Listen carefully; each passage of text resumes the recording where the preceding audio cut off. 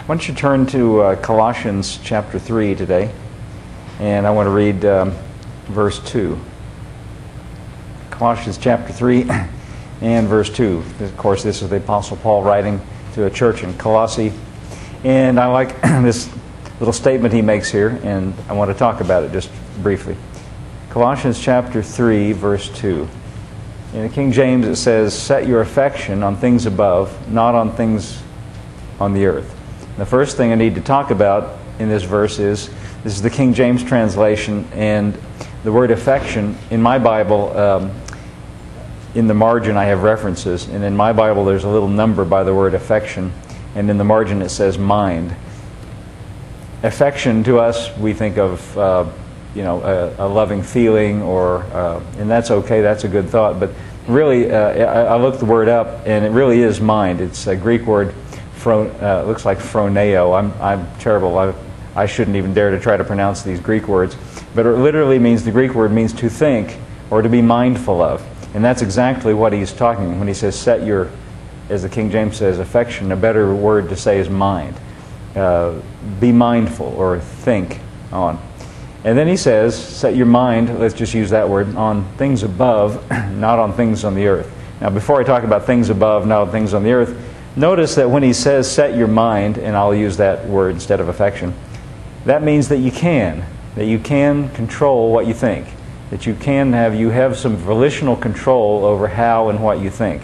So I'd like to say, first of all, when he says that, set your mind on things above, not on things of the earth, first thing we think is, I guess a good question to ask is, what should we think about that when he says set your mind on things above?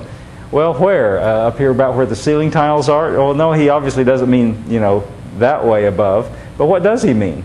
Well, then we might say, and put our kind of religious or Christian attitude on it, and think, set your mind on things in heaven. We could think that's above, and that's referred to as above. But now I've got a little problem, because when he says, set your mind on things in heaven, if I'm going to interpret it that way, and not things on the earth, what kind of things are there in heaven? Because I haven't ever been there, I'll just be honest with you. And I'll tell you a little secret. If you do a little search in the New Testament, you're not going to find as much information specifically about heaven as you think there is. There's not a lot told to us. And so if somebody's going to tell me what things are in heaven, I've got to plead ignorant. I don't really know, because I haven't ever seen the things that are in heaven. But if we compare it to things on earth, when we think that way, we think, well, what kind of things are on earth? Well, there's the cars, and there's the road, and there's the trees, and there's the television and the VCR, and we think of it in that way. But that doesn't really translate very well into things above or things in heaven, because I don't know that there are any of those things, or that there's any need of those things. And frankly, let me say another thing while I'm talking about it. When you walk out of this building today after church is over and you get in your car, I hope you're going to think about some things on earth. I hope you're going to think about your car and your driving and your in the road, because if you don't, you're liable to get in an accident. So I'm going to suggest to you that really isn't, in a literal sense, that really isn't what he's telling us here. He's not saying don't think about your physical surroundings, because we have to, frankly. And if you have a job, you've got to think about the things that you're doing on your job. When I'm out there working in the field and driving on the tractor or whatever you might be doing your job, I've got to give a little bit of thought to what it is I'm doing, or I'm going to hurt myself or cause a problem, or I'm at least not going to be a very good worker. Here, let me suggest another interpretation of this.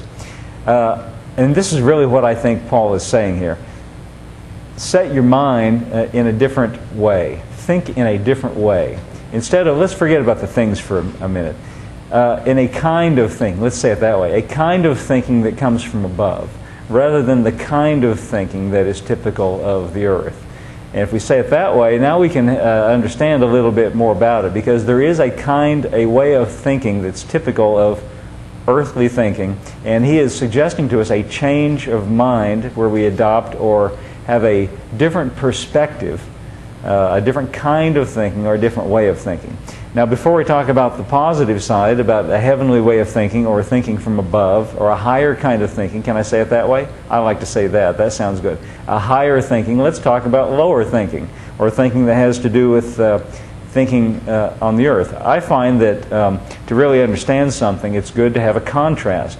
There was a very famous painter in the 1600s named Rembrandt, and Rembrandt paints portraits in different kind of situations. He's painted some Bible scenes also, but his paintings are very, very dark. He paints lots of browns and blacks and dark colors, but then when he paints the object that he's painting, the light seems so radiant because of the darkness around him, and the contrast makes the light seem that much greater. So before we talk about what we should set our thinking on, or this higher thing, let's talk about lower thinking. And there's maybe a lot of different places that we could turn to get an example of this, but here's one that I like to turn to, for example, of earthly or lower thinking. It's in Ecclesiastes, and this is written by Solomon, and it's in your Bible right after Psalms and Proverbs, and I think the very next book is Ecclesiastes. Now I want to turn to chapter 1 in the very first verse. And I have to point this out. Every time I read from Ecclesiastes, I feel a little disclaimer. I feel like I need to point out to you that verse 1 says, do you see what it says in verse 1? The words of the preacher. Now when you read Ecclesiastes, by the way, don't ever read Ecclesiastes if you're depressed or in a bad mood. Because if you read Ecclesiastes and you're not in a good mood, you're going to be in a worse mood when you get done. Because, you know, I know sometimes in a kind of a general way we say, and we pick up the Bible and say, this is God speaking to me. But you know, it's got a lot of words from other people that are not just, it's got Satan's words. Satan's speaking to Jesus, you see. And if I read that to you, you know, I'm not giving you a message from God. Well, right here in Ecclesiastes, he tells us in verse 1, these are the words of the preacher. He calls himself that, Solomon. The son of David, king in Jerusalem. Now the reason I point that out to you, first of all, so that when you read this, you're not going to think this is God speaking. Well, look at the next thing. Look at the first thing he says.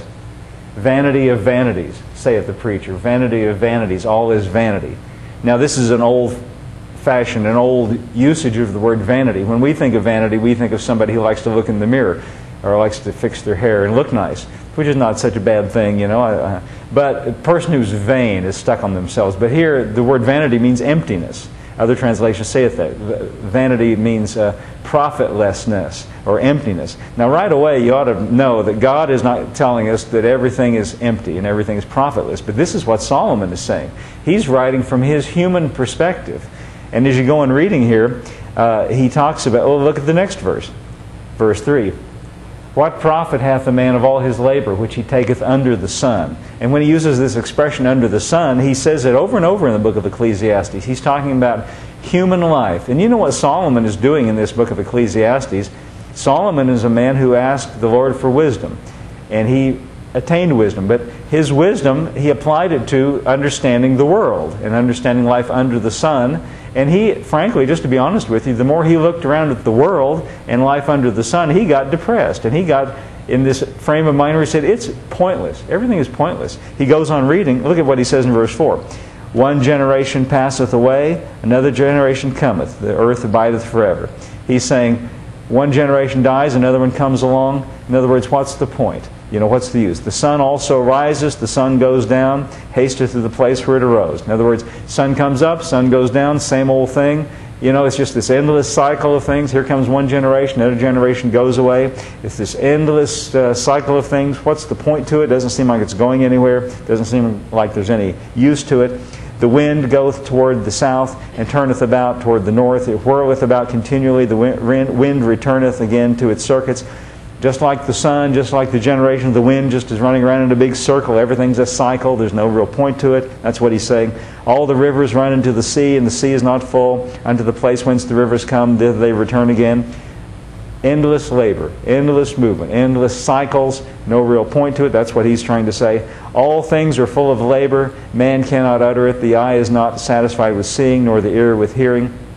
The thing which hath been is the thing that shall be, and that which is done is that which has been, or that which is done is that which shall be done. There is no new thing under the sun. See, he's elaborating on his not godly, this is not heavenly thinking. This is earthly. He's talking about life under the sun. I guarantee you God is not trying to convey to us a message that Might as well give up. It's pointless. That's not God's message, is it? But this is Solomon's message. Now, the reason I do kind of want to go to at least a length of saying, the length of making the point to say to you that this